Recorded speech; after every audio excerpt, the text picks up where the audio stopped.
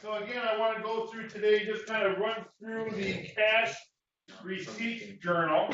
Again, this is a special journal, and as the name insinuates, this is a journal that is only going to record transactions related to receiving money. It's a little bit more complicated. By that I mean there's more columns in this cash receipts journal than there is in the sales receipt journal, but for the most part, it's still pretty straightforward.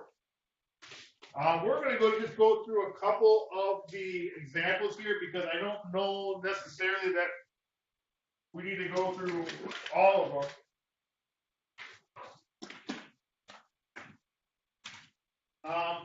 What I'm going to do is I'm going to put the dates for all of them down. So if you want to go through and kind of do them on your own, I guess, certainly could do that. Again, we're working on page 15 of this cash receipt journal. I just comes from the directions up above.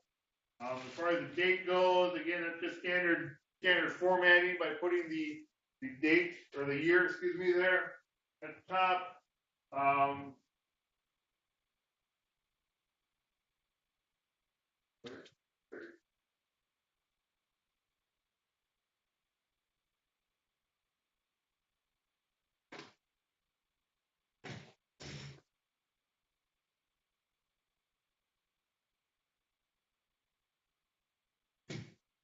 And again, you wouldn't normally do this, but I'm just going to throw all the dates in there so that I know from a spacing standpoint where everything's going to be. Let's take a look at the first transaction. Received $1,530 from Cinema Magic Inc. for merchandise sold on account. $1,560 less, sales discount of $30. And the source document is receipt number 402. We already added our date, so that's not anything that we need to worry about. That will go there.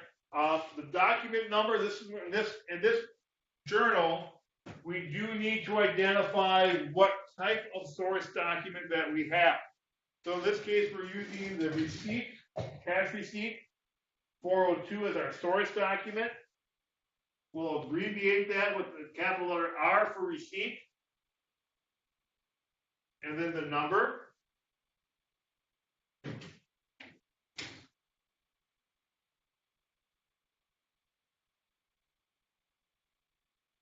The account name is the account that we're going to use that's not already listed in a column. So for this example, we're going to be specific with our accounts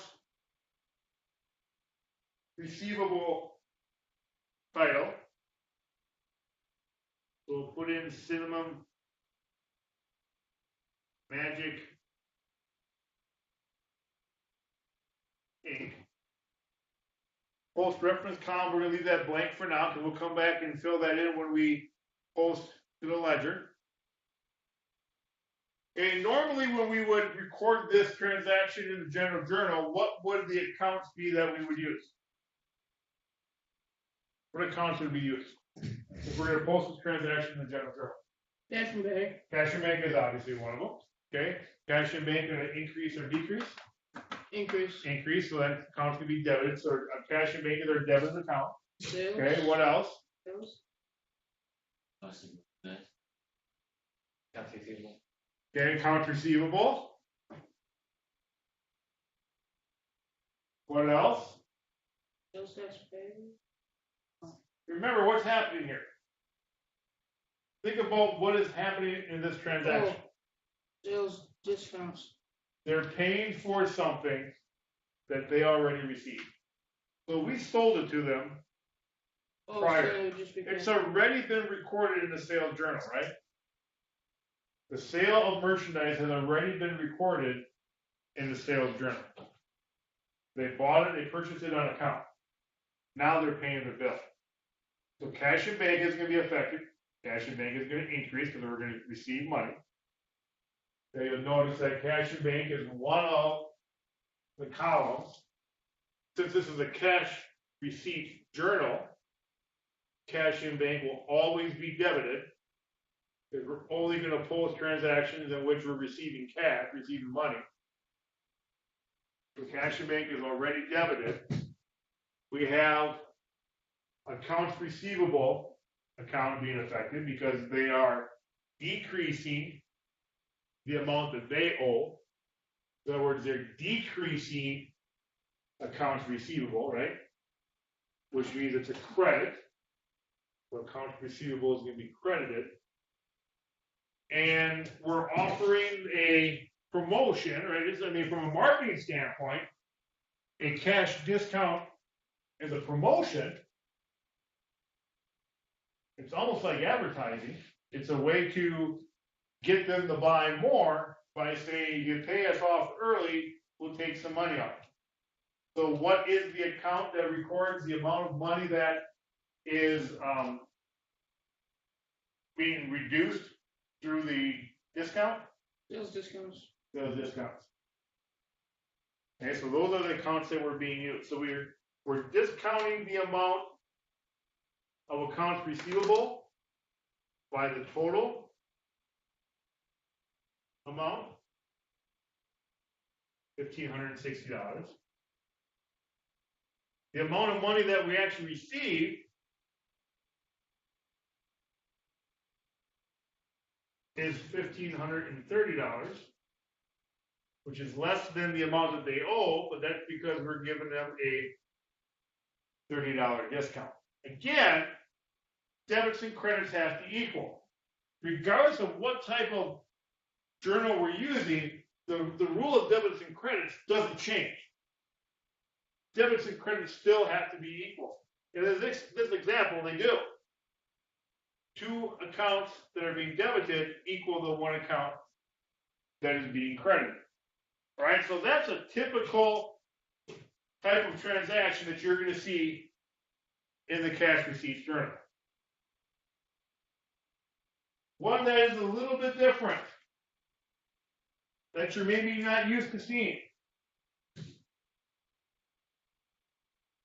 is the one on November 20th. The first one. Actually, either one of them doesn't matter. Okay, so let's look at the first November 20th transaction. Cash sales were $1,800 plus $90 sales tax. So this is the sale of merchandise. The difference between this and the reason it's not in the sales journal is what? What's missing?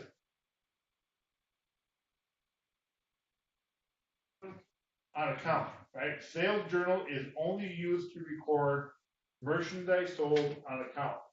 This is merchandise sold for cash.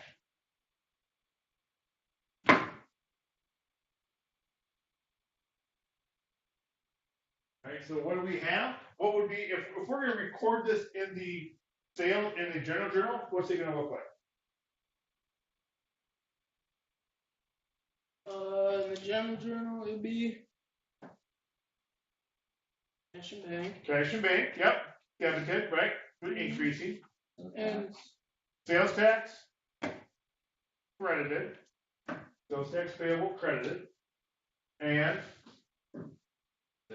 sales. Okay. We have those columns in our cash payment journal. So again, we have our date November 20th. Our source document is tape 19. Tape refers to the receipt, the cash tape that comes out of a cash register. Okay. So T19. The account, the way that we're going to describe this, all of our accounts that we're going to use already have names and they're already in the journal, right? We already said that if we journalize this in the general journal, we're going to use cash and bank. It's on there. We're going to use sales and we're going to use sales tax payable. They're all there. So the way that if we left this blank, it'd be easy for somebody to look at this and say, well, where did this come from? right? What is this journal all about? So since those accounts are already used in our column accounts, we're just going to describe this basically by saying this is cash sales. Now there's no account named cash sales. This is just a description of what type of transaction this is. Now we can go through and we can add the rest. We already said that cash in bank would be debited.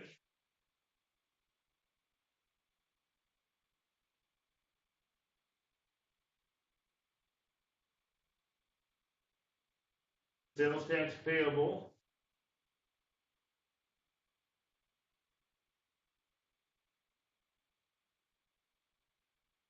Okay, cash in bank should be $18.90, I was just gonna ask about that. right?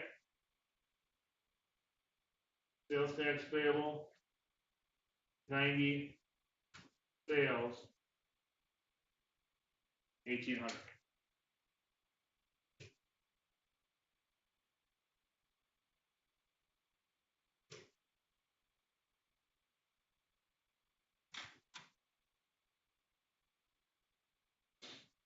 Okay, so again, the sales journal, go back to yesterday, the sales journal is only used for the sale, to record the sale of merchandise on account. If we sell something else, and that happens at times, we're gonna sell some old equipment, or whatever the case might be,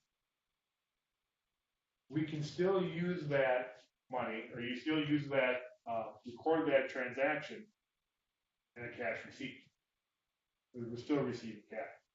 The only requirement for the cash receipts journal, for a transaction going to cash receipts journal, is that we have to receive cash. It's gotta be a cash deal. Okay, so if we take a look at the transaction on November 30th, we sold an old calculator, which we're gonna consider to be office equipment, for $40 cash. Our source document is again receipt 405.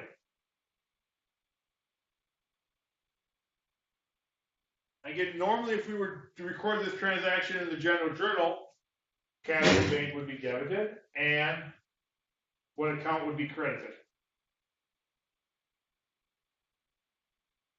If we were to record this transaction in the general journal, Debit would be, debit would be cash in bank, yeah, credit would be office, equipment.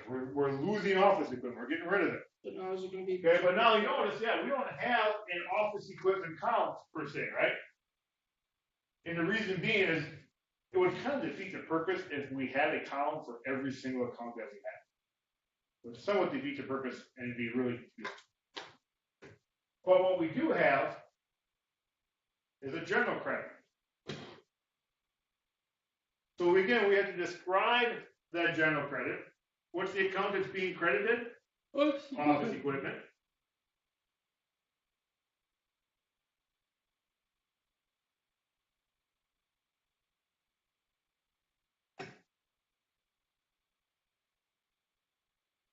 So we're crediting office equipment. And we're debiting cash in bank.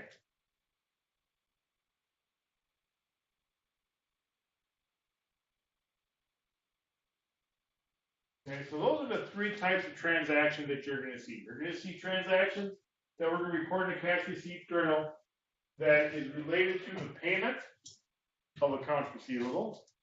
You're going to see transactions that are related to cash sales. And you're going to see transactions related to the sale of stuff other than merchandise. Okay? And if you think about it, what else would you receive money for? That's probably it. Right? That's probably it. This is a pretty big miscellaneous category because it can relate to anything else that we have. Now the second half of this is posting to the ledger. The process is the same as it was in the sales journal. So I don't know that I necessarily need to go through the examples unless you want. Do you want me to? Or do you think you got it figured out?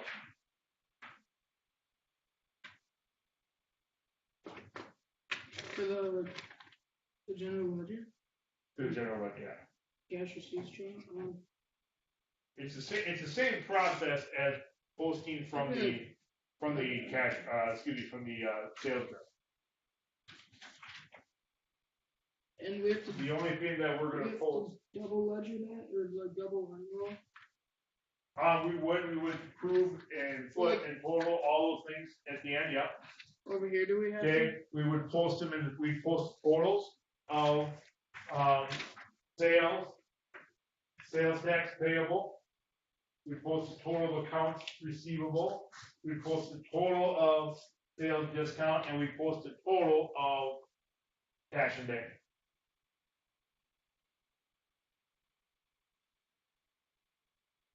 Only thing that we have to post individually are any of these miscellaneous, if you will. Do we do that right after we put them in the journal then? No, you probably do it at the, you do it at the end. Okay. The end of the period. Okay, so do I need to go through that? Probably not, right?